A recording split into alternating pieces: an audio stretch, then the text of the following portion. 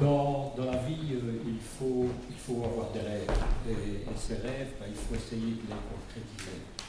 Alors, au niveau de SIM, on a aussi eu certains rêves. On a des rêves, on a un rêve en tout qui est d'essayer de construire un monde plus juste, un monde plus résilient, un monde plus solidaire. Donc c'est un petit peu le rêve que l'on fait.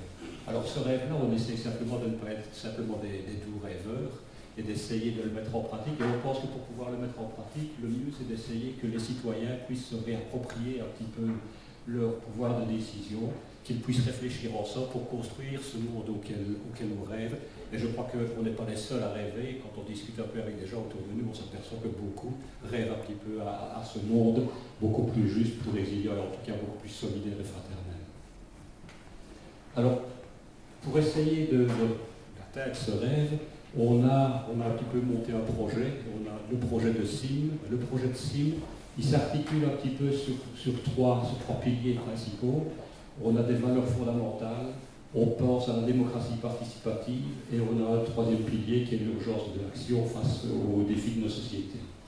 Et tout ça, inévitablement, à l'intérieur, malgré tout, de ce projet, on a toujours l'humain, donc c'est notre petit bonhomme qui est là au milieu, c'est celui auquel on doit penser en permanence. Donc au niveau des valeurs fondamentales, on va revenir un petit peu en détail sur ces trois piliers, mais ce qui est surtout important, c'est de dire qu'on a des valeurs auxquelles on tient très fort. On tient très fort à la démocratie participative et on tient très fort aussi à avoir une vision sur les urgences et les défis de notre siècle. Et ça veut dire que tout ceci va être un petit peu les filtres et les prismes que l'on va utiliser pour toutes nos propositions ou pour toutes nos actions ou pour tous les choix qu'on serait amené à porter demain. Donc c'est-à-dire qu'en fonction des choix, etc., on se posera toujours la question de se dire est-ce que ces choix ou ces propositions ou ces décisions que l'on doit prendre répondent aux valeurs fondamentales que l'on a?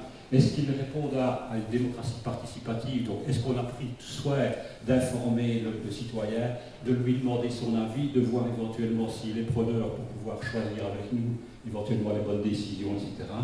Et puis, tout ce qui est urgence face aux défis de la société, c'est aussi tous les défis du XXIe siècle que l'on a, etc. Changement climatique et autres, etc. Et c'est de se dire, est-ce que notre action va éventuellement solutionner ou va dans le cadre de la solution du problème ou bien est-ce qu'elle aggrave le problème?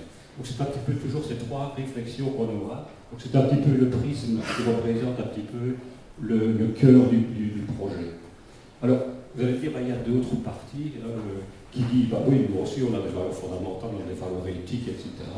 On fait de la démocratie participative, et vu que c'est à la mode, tout le monde en met un petit peu maintenant au niveau des partis.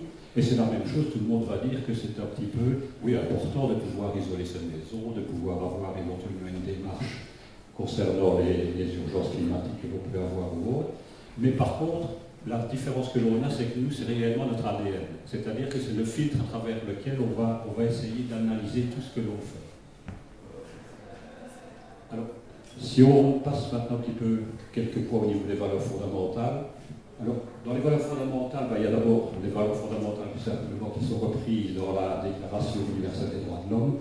C'est vrai que tout le monde sait qu'elle existe depuis 1948, mais quand on retrouve, elle vaut la peine de temps en temps d'être relue, parce qu'on s'aperçoit là-bas qu'on retrouve des éléments extrêmement importants, l'éducation gratuite pour l'eau, la sécurité sociale et des choses comme ça. Donc ça veut dire qu'il est important aussi que l'on repense aux droits fondamentaux, cette déclaration.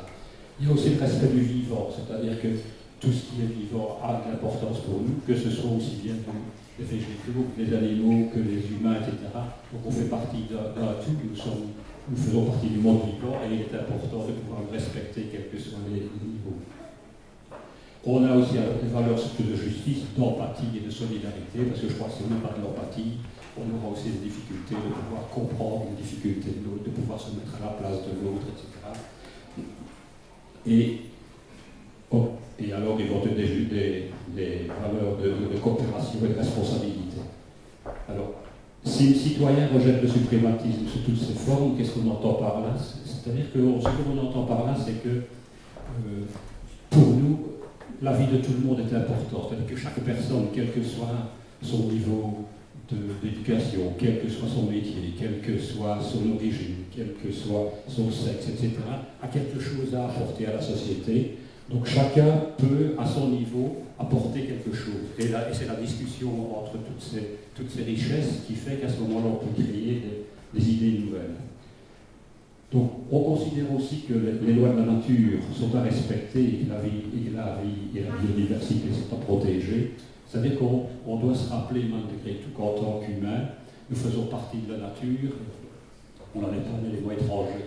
Et tout ce qui est dégradation de la biodiversité, actuellement on est sur une dégradation extrêmement importante de la biodiversité, et beaucoup de scientifiques se demandent jusqu'à quel niveau de dégradation de la biodiversité l'humain sera-t-il encore capable de pouvoir vivre sur la planète. Donc il est important de pouvoir, à tous les niveaux, que ce soit au niveau national ou que ce soit même chacun dans notre coin.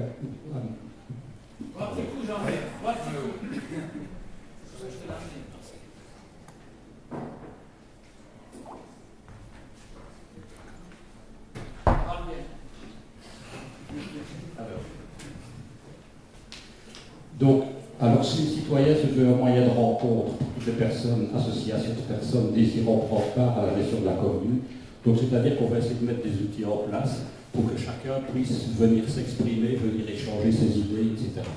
Et alors à ce moment-là, ce sera peut-être dans le détail du programme que Lille expliquera peut-être un peu plus en détail ce qui pourrait être mis en place.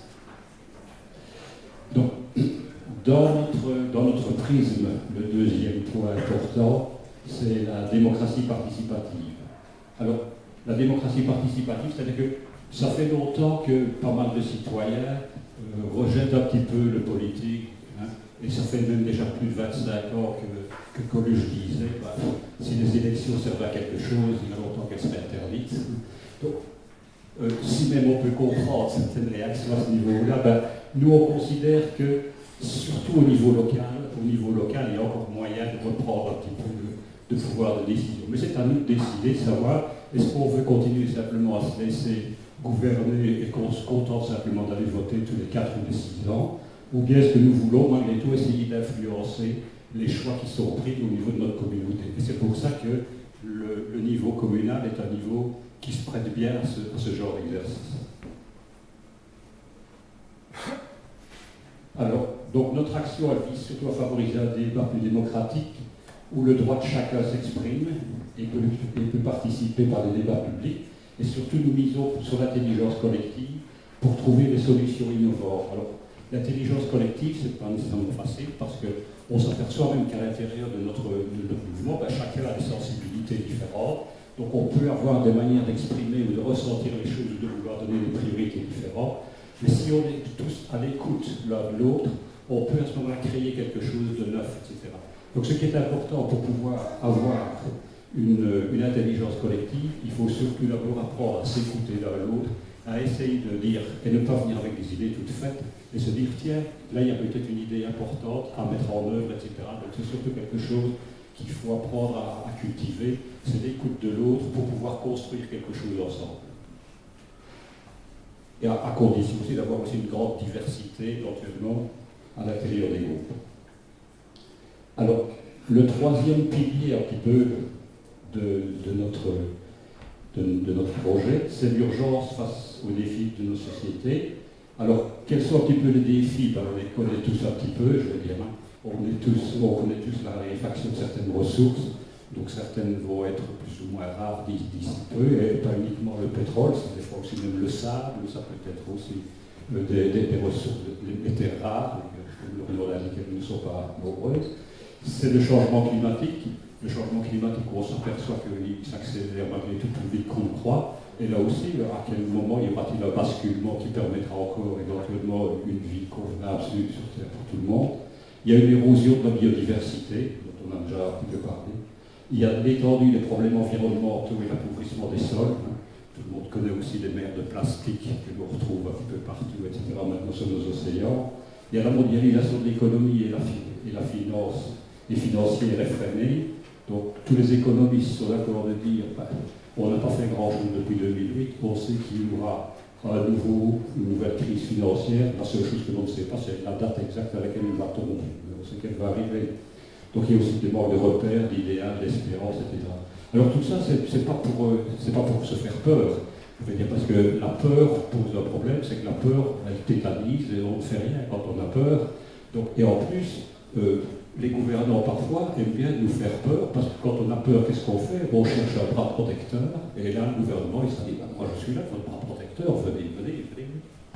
Donc voilà, donc le but n'est pas d'avoir peur pour le plaisir de se faire peur, c'est simplement le fait d'être conscient qu'il y a un certain nombre de défis, et pour lesquels on a des responsabilités, et on doit essayer de voir comment on va pouvoir faire face à ces défis en étant responsable, surtout pour les générations à venir. Donc nous voudrions que chacun de nos choix et chacune de nos actions au niveau de la commune soit évalué afin de savoir s'ils font partie du problème ou s'ils font partie de la solution. Donc c'est toujours dans cette démarche que l'on essaye de voir.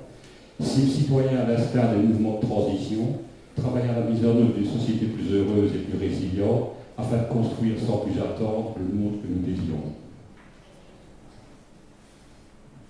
Donc l'objectif est de se mettre au travail ensemble, d'unir nos forces créatives et énergies pour lancer des actions et projets concrets qui engendrent un changement positif dans notre lieu de vie.